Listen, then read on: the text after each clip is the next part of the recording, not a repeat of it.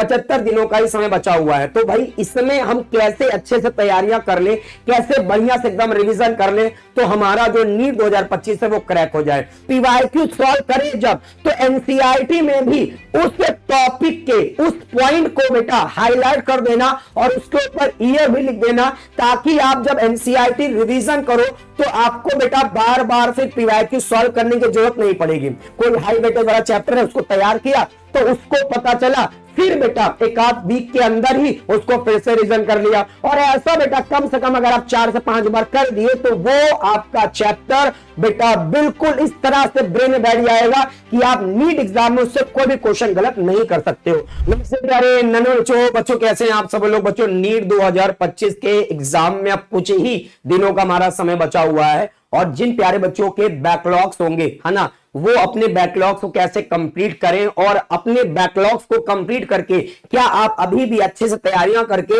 अपने नीट 2025 को क्रैक कर सकते हो। जो आपका ड्रीम गवर्नमेंट मेडिकल कॉलेज है उसमें आप एडमिशन पा सकते हो।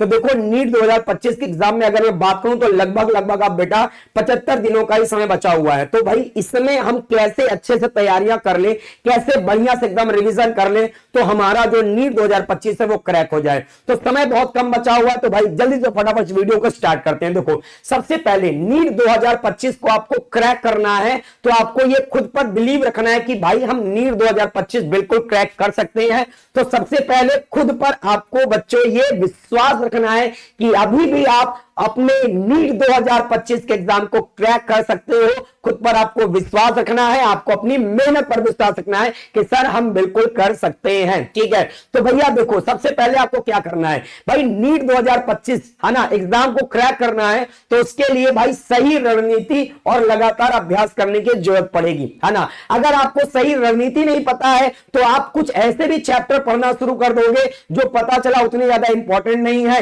और आपने उसको तो पढ़ लिया लेकिन एग्जाम में उससे ज्यादा क्वेश्चन वगैरह नहीं आए। आपने उन टॉपिक्स को ज्यादा समय दे दिया जिन टॉपिक से नीट में बहुत कम क्वेश्चन आते हैं, तो भी पता चला आपके बहुत कम क्वेश्चन मिले नीट एग्जाम में। ठीक है, तो आपको सबसे पहले बच्चे सही रणनीति एवं लगातार अभ्यास करने की जरूरत पड़ेगी। ठीक है, मेहनत से दूर नहीं हटना है। देखो अंत का समय बचा हुआ है तो अब तो पढ़ना ही पड़ेगा और कम से कम, ठीक है, कम से कम आपको देखो इस समय जो है 10 से 12 घंटे की पढ़ाई तो करनी ही पड़ेगी, क्योंकि 75 दिनों का समय है और आप अपने ड्रीम गवर्नमेंट मेडिकल कॉलेज में सेलेक्ट होना चाहते हो तो कम से कम 10 से 12 घंटे तो देखो पढ़ना ही पड़ेगा, है ना। इतना तो आप करना ही पड़ेगा इस समय में। ठीक है, एक देखो जो सबसे इंपॉर्टेंट चीज होती है, ठीक है, अगर आपके पास देखो ऑप्टिमम नोट्स है, ठीक है, अगर आपके पास बेटा अपने सभी सब्जेक्ट की फिजिक्स, केमिस्ट्री, बायोलॉजी सभी की ऑप्टिमम नोट्स है ना, मतलब जो आपके नीट एग्जाम के लिए बिल्कुल परफेक्ट नोट्स है, अगर वो आपके पास अवेलेबल है तो आपका देखो समय बच जाता है।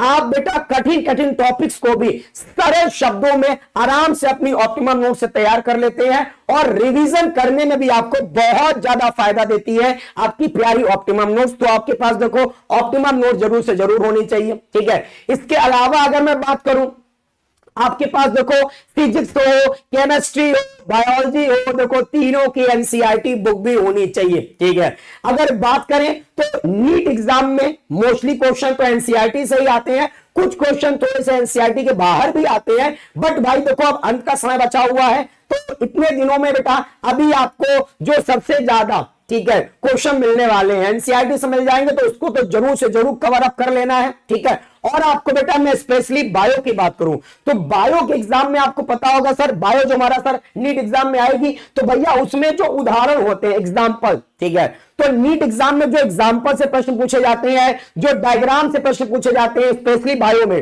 तो बेटा वो एनसीईआरटी बुक से ही ज्यादातर पूछे जाते हैं। तो एनसीईआरटी के जितने भी एग्जाम्पल हैं, जितने भी चित्र हैं, इनको जरूर तैयार कर लो क्योंकि ये आपको एनसीईआरटी से ही मिलने वाले हैं। ठीक है, इसके अलावा अगर मैं देखो बात करूं तो आपको अधिक नंबर वाले जो चैप्टर्स हैं उनको अब पहले तैयार करना है। ठीक है ना, हाई वेटेज वाले जो चैप्टर हैं, जो चैप्टर से नीट एग्जाम में आपको देखोगे कि हर साल उससे क्वेश्चन पूछे ही जा रहे हैं, हर साल मतलब कि ठीक ठाक नंबर से, है ना बेटा, प्रश्न आ रहे हैं उस चैप्टर से, तो आपको उस समय बेटा हाई वेटेज वाले जो चैप्टर हैं, अधिक नंबर वाले जो चैप्टर वो पहले तैयार कर लेना है ना। मतलब आपको पता होना चाहिए यार कि इन चैप्टर से हमारे साथ बहुत क्वेश्चन आते हैं, है ना। पता चला एक एक चैप्टर से कभी कभी 5-5 क्वेश्चन आ जाते हैं अब एक चैप्टर से सोचो 5 क्वेश्चन आ गए, मतलब 20 नंबर तो केवल एक चैप्टर से आ गया। तो आपको ये पता होना चाहिए हाई वेटेज वाले जो चैप्टर्स हैं, है ना, उनको बेटा पहले आपको तैयार करना है इस दौरान। तो अगर आपको हाई वेटेज वाले चैप्टर बायो के सर नहीं पता होंगे तो मुझे इस वीडियो में कमेंट करके बता देना, ताकि मैं स्पेशली आप लोगों के लिए हाई वेटेज वाले बायो के सभी चैप्टर जो है उनको बता दूं, उसके लिए मैं एक अलग से वीडियो बना दूं, ठीक है। इसके अलावा देखो, अगर मैं बात करूं पिछले 10 वर्षों के पीवाईक्यू आपको देखो जरूर हल करना है, ठीक है, कि हमारा जो पिछले 10 वर्षों के पीवाईक्यू है। अब देखो पीवाईक्यू सॉल्व करने से आपको पहले तो यह अंदाजा लग जाता है कि टॉपिक से किस तरह का प्रश्न पूछा जा रहा है नीट एग्जाम में, ठीक है, और हमें किन किन टॉपिक्स पर ज्यादा फोकस करना है और उस टॉपिक के उस पर्टिकुलर पॉइंट पर ज्यादा फोकस करना है, ये पीवाईक्यू से आपको अंदाजा लग जाएगा, ठीक है।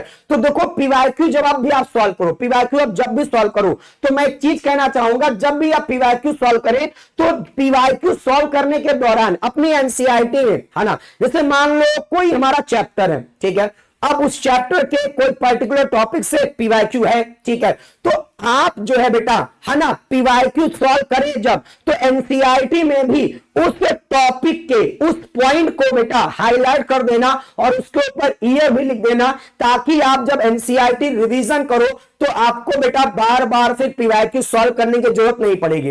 जब आप एनसीईआरटी पढ़ोगे, आप वो चैप्टर पढ़ने लगे, वो टॉपिक आपको मिला और उस टॉपिक से कौन से पॉइंट से क्वेश्चन आया था पीवाईक्यू में, वो आपने वहां पास उस पॉइंट पर बेटा, है ना, हाईलाइट करके ईयर लिख दिया। तो आप जब भी बेटा, है ना, रिवीजन करोगे तो बड़ा आपको आसान हो जाएगा, आपको तुरंत दिखता जाएगा यार कि इस टॉपिक के इस पॉइंट से हमें क्वेश्चन आ चुका है पीवाईक्यू में, तो उससे आपको बार बार वो नजरों से, है ना, गुजरता हुआ जाएगा वो पॉइंट और आपका बहुत अच्छे से रिवीजन होता जाएगा। और पीवाईक्यू बेटा, है ना, में थोड़ा बहुत बदलाव करके कभी कभी ये रिपीट भी होते हैं, तो पीवाईक्यू से अगर कोई रिपीट क्वेश्चन आया तो भी बेटा आप आराम से उसको कर ले जाओगे, ठीक है। इसके अलावा देखो मैं बात करूं, सभी विषयों को आपको क्या करना है, समान रूप से अध्ययन करना है।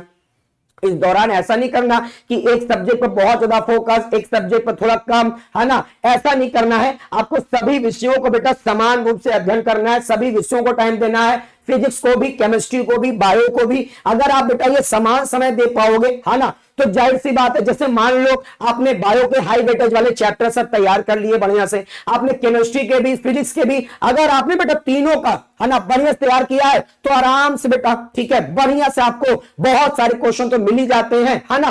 पहले हाई वेटेज वाले तीनों का बढ़िया से तैयार कर लो, ठीक है। इसके अलावा फिर उसके बाद जो मीडियम वेटेज वाले उनको तैयार करते चलो, ठीक है, तो आराम से आपके हो जाते हैं। इसके अलावा देखो मॉक टेस्ट भी देना बहुत जरूरी होता है, क्योंकि मॉक टेस्ट से हमें हमारी गलतियां पता चल पाती हैं, हमारे जो वीक टॉपिक्स है ना, जिसमें हम बहुत गलतियां करते हैं, वो भी आपको पता चल जाता है बेटा टेस्ट दे देने से। और टाइमिंग भी बेटा, जैसे मान लो कभी कभी क्या होता है कि बच्चे जो है ना, टाइमिंग नहीं समझ पाते हैं और लास्ट में जो है फिर बहुत जल्दी जल्दी क्वेश्चन को करने लग जाते हैं और उस चक्कर में जो आता हुआ क्वेश्चन है वो भी गलत हो जाता है। तो मॉक टेस्ट आपको बेटा इस दौरान जो है जरूर से जरूर बच्चों देना है, ठीक है। इसके अलावा अगर मैं बात करूं बेटा, तो रिवीजन अवश्य करें।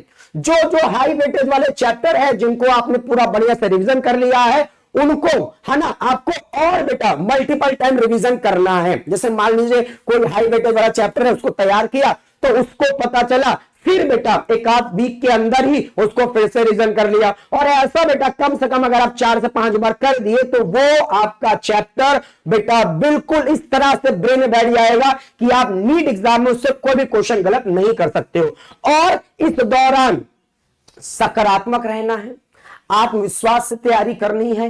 देखो नकारात्मक से कुछ होगा तो है नहीं, निगेटिविटी आ जाने से नीट एग्जाम तो नहीं क्रैक होगा ना, पॉजिटिविटी आने से जरूर क्रैक हो सकता है। तो इस दौरान आपको देखो बिल्कुल सकारात्मक रहना है, पॉजिटिव रहना है, ठीक है। और भाई खुद पर विश्वास भी रखना है, अपने ऊपर विश्वास रखना है, अपने आत्मविश्वास को बनाए रखना है कि सर हम अभी भी नीट एग्जाम क्रैक कर सकते हैं, और सर हमें अपनी मेहनत पर विश्वास है तो हम नीट एग्जाम अभी भी तैयारी करेंगे। और हम आपसे वादा करते हैं कि हम अपने ये जो लगभग 75 दिन है, 75 डेज है, इसमें पूरी जी जान लगा देंगे, ठीक है।